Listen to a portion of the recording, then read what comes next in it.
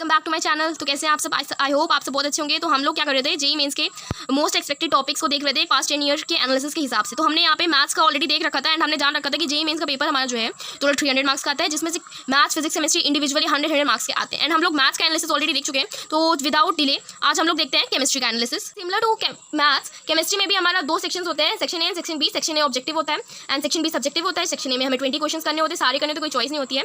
And section B में हमें 10 question दिए होते हैं, आउट ऑफ विच हमें 5 करने होते हैं, हमारे पास चॉइस होती है यानी कि। एंड सेक्शन ए में हमें नेगेटिव मार्किंग होती है, यानी कि 4 मार्क्स का एक क्वेश्चन होता है कि हमारा एक क्वेश्चन सही तो हमें 4 मार्क्स मिलेगा, बट वहीं अगर हमारा एक क्वेश्चन गलत है तो हमारा 1 मार्क्स रिड्यूस भी हो जाएगा, राइट। एंड सेक्शन बी में कोई नेगेटिव मार्किंग नहीं है, सही है तो सही, गलत है तो गलत, कोई मतलब अगर आप गलत भी लिख रहे हैं तो कोई आपका लॉस नहीं है। तो बट अगर ऑब्जेक्टिव में ये चीज़ है तो आपको थोड़ा सोच समझ के आंसर देना पड़ेगा। तो चलिए स्टार्ट करते हैं यहाँ पे टॉपिक। सबसे पहले हमारी organic chemistry. Organic chemistry individually organic chemistry के टोटल 6 क्वेश्चन आते हैं, यानी कि 4 × 6 यानी कि 24 मार्क्स की तो हमारी ऑर्गेनिक केमिस्ट्री आती है। ऑर्गेनिक केमिस्ट्री में क्या है, क्या क्या इंपॉर्टेंट है, अमीन्स हो गया, हेलो एरीन्स, हेलो एल्कीन हो गया, एल्डिहाइड कीटोन, कार्बोक्सिलिक एसिड हो गया, बायोमोलिक्यूल्स, पॉलीमर्स एंड जितने भी चैप्टर्स हैं 12th क्लास के। 12th क्लास की सारे ऑर्गेनिक के चैप्टर्स इंपॉर्टेंट। 11th क्लास की ऑर्गेनिक बहुत रेयरली पूछी जाती है, एक्चुअली पूछी नहीं जाती है। तो अगर आप मतलब इतना पढ़ लेते हैं तो 6 क्वेश्चन अगर इसमें से आते हैं, जो मैंने पास्ट 10 ईयर्स देखा उसमें तो 6 क्वेश्चन एक एवरेज में आ रहा है। तो 6 में से अगर नहीं ज़्यादा तो आप 5 तो ऑलमोस्ट आराम से कर लेंगे अगर आप 12th की ऑर्गेनिक अच्छे से पढ़ लेते हैं तो, ठीक है। देन हमारा आता है सेकंड टॉपिक। सेकंड है हमारा थर्मोडायनेमिक्स। थर्मोडायनेमिक्स से हमारे कितने 2 क्वेश्चन आते हैं। देन हमारे केमिकल बॉन्डिंग से 8 क्वेश्चन आते हैं। देन आयनिक इक्विलिब्रियम से भी 8 क्वेश्चन आते हैं। देन एटॉमिक स्ट्रक्चर से 8 क्वेश्चन आते हैं।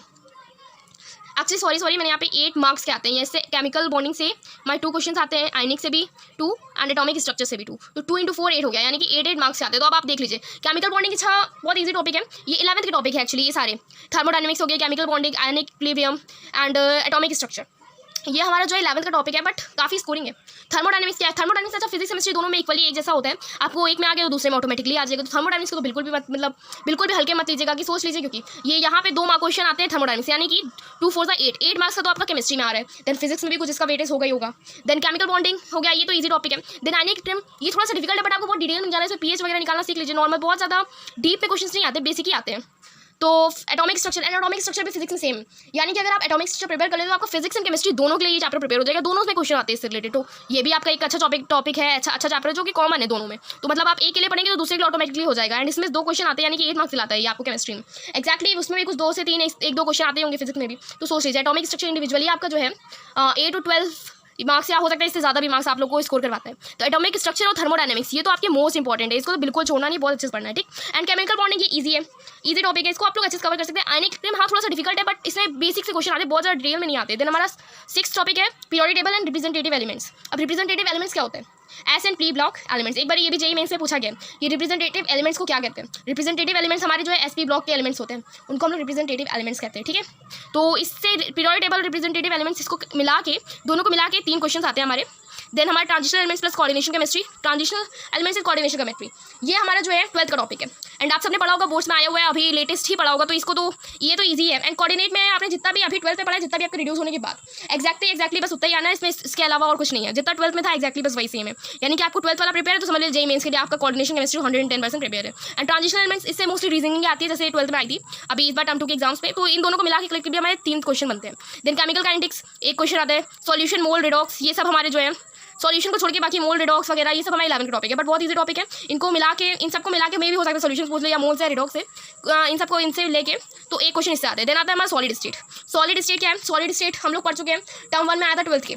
ये भी ईजी है, रीजनिंग टाइप का पूरा चैप्टर है, थोड़े बहुत न्यूमेरिकल से बहुत ईजी फॉर्मुला बेस्ड, तो इसको भी आप लोग पढ़ लेंगे। Most one of the easy topic है ये भी हमारे, इसमें भी हमारा 2 क्वेश्चन आते हैं। नेक्स्ट टॉपिक यानी कि 11th टॉपिक इलेक्ट्रोकेमिस्ट्री, ये भी हमारा 12th का टॉपिक है। फर्स्ट टर्म में आया था हमारे टर्म 1 के एक बोर्ड एग्जाम्स में, इससे 1 से 2 क्वेश्चन आते हैं। देन सरफेस केमिस्ट्री, ये हमारे टर्म 2 का ही टॉपिक है, टर्म 2 बोर्ड्स 12th का। इसमें भी सिर्फ रीजनिंग आती है, इसमें और ज़्यादा कुछ आता नहीं है, सिर्फ रीजनिंग के चैप्टर इसमें 2 क्वेश्चन आते हैं। देन मेटलर्जी, इसमें भी रीजनिंग आती है थोड़ी बहुत, हमारे पूछ लेंगे कौन सा मेटल किसमें क्या यूज़ होता है। मेटलर्जी मतलब ईजी चैप्टर है, ये भी 12th का ही है, फर्स्ट टर्म में आया हुआ था। अच्छा मैं और इससे जो है 1 क्वेश्चन आता है बस, बहुत ज़्यादा मतलब ऐसा कुछ नहीं आता है, नॉर्मली थ्योरेटिकल बेस ही आता है। अच्छा मैंने जो यहाँ पे सीक्वेंस बताया नंबर 1 2 3 उसी सीक्वेंस से पड़ेगा, वो इंपॉर्टेंट वाइज सीक्वेंस बताया कि सबसे इंपॉर्टेंट क्या है, फिर उससे लेस इंपॉर्टेंट, फिर लेस इंपॉर्टेंट एंड लेस, इस तरीके से। ये मैंने कुछ सिर्फ चैप्टर्स बताया जिसका वेटेज ज़्यादा है, ओके। इसके अलावा और भी बहुत सारे चैप्टर्स हैं केमिस्ट्री में, बट एटलीस्ट आप लोग इतने चैप्टर्स को प्रिपेयर कर लीजिएगा अच्छा मार्क्स स्कोर करने के लिए। अगर आप इतना कर लेते तो आप 100 में से नहीं ज़्यादा तो 60 to 75 मार्क्स स्कोर कर सकते हैं। मैं 100 तो नहीं कहूँगी, 100 का तो क्योंकि टोटल केमिस्ट्री होता है, लेकिन इतना अगर कर दे तो 60 to 65 तक आप आराम से ला सकते हैं अगर इतना अच्छे से पढ़ लेते हैं तो। मैंने आपको जो बताया है सीरीज, ये इक्वली इस तरीके से इंपॉर्टेंट, ये तो मैंने आप लोगों को बता दिया। बट हाँ, ऐसा कोई ज़रूरी नहीं है, मैंने मतलब बताया कि 6 क्वेश्चन ऑर्गेनिक्स है, 2 थर्मोडायनेमिक्स है, तो इतने ही आए। हो सकता है इंटरचेंज हो जाए, केमिकल बॉन्डिंग और ये सब आपस में क्वेश्चन नंबर एक्सचेंज हो सकते हैं। ये मैंने बस मतलब कोई आपको पेपर प्रिडिक्ट नहीं किया हुआ है कि एक्जैक्टली इतना ही, बस मैंने पास्ट 10 ईयर्स का जो भी एनालिसिस किया है वही आप लोग को बताया है। एंड जो भी मैंने मतलब एनालिसिस से मुझे जो पता चला है, मैंने बस अपनी नॉलेज आपको शेयर किया है। तो प्लीज़ डोंट ब्लेम मी कि मैंने बताया कि इससे इतने क्वेश्चन आएंगे तो इतने, ये इंटरचेंज हो सकता है, एक आगे पीछे 2-3, 1-2 आगे पीछे हो सकता है। ओके, तो अगर आपको वीडियो अच्छा लगा हो तो लाइक कीजिए, शेयर कीजिए, चैनल को सब्सक्राइब कीजिए एंड बहुत अच्छे से मेहनत कीजिए, पढ़ाई कीजिए, डेफिनेटली आप इसको क्रैक कर लेंगे, ये कोई बहुत बड़ी चीज़ नहीं है। Okay, till then stay safe, stay healthy, thank you, bye bye.